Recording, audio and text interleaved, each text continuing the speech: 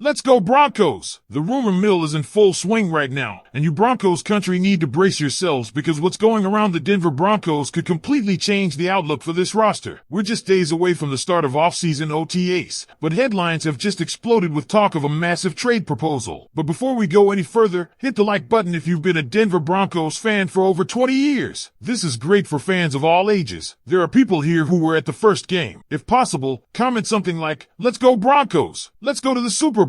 Now, the news involves none other than one of our top defensive anchors, John Franklin Myers. And what about the return? A controversial but electrifying name, Jameson Williams. This isn't just smoke and mirrors. This is real talk circulating in the media and has the fan base completely divided. Should Denver pull the trigger or hold the line? Before we even get into the details of this trade, let's talk about why these conversations are happening now. Sean Payton has a history of making big moves around this time every year. We've seen it before, from Albert Okwuegbunam when the tight ends room was stacked, to a Lutz to stabilize the kicker position, to even seriously considering offers for Cortland Sutton. Payton knows exactly when to start assessing the long-term salary cap picture, especially with an eye on 2025, when Denver will face crucial decisions about keeping some of its most productive players. And reality is staring us in the face. The Broncos can't keep everyone. Look at this defense. Zach Allen needs a new contract. John Franklin Myers, ditto. Nick Benito, also headed to free agency. This pass rush group was one of the best in the NFL last year, but keeping that core intact isn't just difficult, it's mathematically impossible under the salary cap. Even factoring in local discounts, the numbers don't add up. It's a big deal because it means the roster is stacked with talent. But Sean Payton and George Payton will have to decide who gets paid and who becomes a bargaining chip. That's where this Jameson Williams rumor hits. On paper, it sounds simple, JFM straight up for Williams. But dig deeper, and the real proposal is far more loaded. The Lions reportedly wouldn't just take JFM. The deal includes another young receiver, one of Bo Nix's favorite targets last year who had 8 catches on 8 targets before breaking his ribs, and was on pace to give Malik Neighbors a run for his money if he had stayed healthy. Plus, a second-round pick. In return, the Broncos would receive Jameson Williams and a 4th-round pick. And look, Jameson Williams is a freak athlete. You can find 20 highlights of him taking a jet sweep or a wide receiver reverse straight to the house. His acceleration is otherworldly. His top-end speed is game-breaking. But there's baggage, multiple suspensions, discipline questions, and a penalty history that includes getting flagged for celebration dances that even the NFL warned about. If Dan Campbell, the ultimate culture guy in Detroit, struggled to keep him on the straight and narrow, the question becomes, can Sean Payton get through to him? Talent-wise, it's not a debate. Jameson Williams can be an elite wide receiver if he locks in. But is it worth the price? You're giving up a tone-setter like John Franklin Myers, a leader who literally coined the phrase young and hungry for this defense last year. The guy who sets the edge. The guy who creates the kind of interior pressure that disrupts Patrick Mahomes, Justin Herbert, and every other AFC quarterback we have to go through. And let's be real, remember how the Eagles won that Super Bowl? 6 sacks on Mahomes with 0 blitzes. Front 4 pressure wins championships. Do we really want to trade that away? But here's where it gets even more interesting. If you listen to some voices in the Broncos media sphere, they'll tell you maybe it's not crazy. The Athletic recently published a piece highlighting how much the Broncos crushed the draft, especially on defense. They went out of their way to point out that while everyone's buzzing about Jade Barron, R.J. Harvey, and Pat Bryant, the real steals might be Quay Robinson and Savon Jones. Savon Jones' RAS score? Off the charts. Quietly one of the most athletic edge defenders in his entire draft class. This staff believes that with coaching, guys like Jones and Robinson can step up and fill roles if someone like JFM gets moved. But let's be real. That's projecting. John Franklin Myers isn't a maybe. He's a proven force. You know what you're getting. Physicality, relentlessness, production, a locker room leader. Trading him for a player like Jameson Williams, who has elite upside but real question marks, feels like a gamble, one that could either launch Denver into a top 5 offense, or come back to haunt this defense when the pass rush takes a step back. Meanwhile, while all this trade buzz is happening, Fox Sports dropped a graphic that perfectly fits into the bigger conversation about how offenses are evolving. The idea of the old school, bell cow running back is dying. The most successful teams are running 2, and sometimes 3, back systems. Look at the Ravens last year, nearly 3,000 rushing yards between Lamar Jackson and Derrick Henry. The Eagles, almost 3,000 between Saquon Barkley and Jalen Hurts. And Broncos country, guess what? Sean Payton has built exactly that. RJ Harvey and Audric Estime are about to become the AFC's version of Sonic and Knuckles. Harvey is the electric speed back. He's the Jahmyr Gibbs of this system. Estime is the punishing, grind you into dust hammer, the David Montgomery clone. By the fourth quarter, when defenders are tired and don't want to tackle anymore, you send in Estime. And if you think I'm exaggerating, go look at the man. Pads on or pads off. It would take 20 of me to bring him down, and I'd still bet on Estime winning. And the scary part? Payton's system is perfectly designed to maximize this. He manipulates defensive fronts with motion, formation shifts, and personnel groupings better than almost anyone in the league. You line up Harvey to force the defense into nickel, then you pound Estime between the tackles against light boxes. Or flip it, spread the field, motion Estime out to force a linebacker into space, and then hit Harvey on a wheel route. It's a nightmare for defensive coordinators. So Broncos country, the question is real. Do you make this trade? Do you cash in John Franklin Myers while his value is high to potentially unlock a game-changing receiver? Or do you hold the line, trust the front four, and double down on the formula that's always won championships, pressure and defense first? Drop your takes in the comments. Are you team keep JFM or team go get Jameson? Would you rather load up the offense or keep the pass rush rolling? Hit me with your full breakdown because in part 2, we're diving deep into the bigger cap picture, the free agents still floating out there, and what the future looks like for this roster as Sean Payton prepares for one of the most pivotal seasons in recent Broncos history. You're not going to want to miss it, and as this conversation heats up even further, there's one thing every Broncos fan needs to realize: the window we've been waiting on is wide open right now. This isn't some vague 5-year plan. This is go time. The foundation is set. Bo Nix is ahead of schedule. RJ Harvey and Audric Estime are about to become the most lethal running back duo in the AFC. The wide receiver room is deep. The defense is terrifying. And the front office has constructed a roster that can win right now. That's why this JFM for Jameson debate matters so much. It's not just about talent. It's about identity. Do we stay the course as a defense-first team that chokes out opponents, bullies quarterbacks, and wins the trench war? Or do we pivot slightly, betting on Sean Payton's offensive genius to elevate Bo Nix with more weapons and aim for shootouts? Both paths are legitimate. Both could lead to the playoffs, but each comes with risk. Let's not forget the cap situation. Denver's financial flexibility in 2025 and 2026 means they can afford to pay someone, just not everyone. If you let JFM go now, maybe that money locks in Zach Allen, Nick Benito, and a long-term deal for PJ Locke or Jade Barrett. Or maybe you flip that cash into offensive extensions for RJ Harvey, Troy Franklin, or Pat Bryant. Either way, every move echoes into the next 3 seasons. And while the trade sounds risky, the one wild card here is Sean Payton himself. He's not scared. He's ruthless when it comes to roster building. If he believes Jameson Williams unlocks something critical for Bo Nix's development, he'll do it. No hesitation, no apology, because that's how championship teams are built. So Broncos country, the pressure's not just on the front office. It's on us. What kind of team do we want? What identity do we believe in? Hit the comments with your take, because part 2 is coming, and we're diving even deeper into the contract details, the ripple effect this trade could cause, and how this front office plans to turn Denver from a playoff team into a true Super Bowl contender. Let's ride.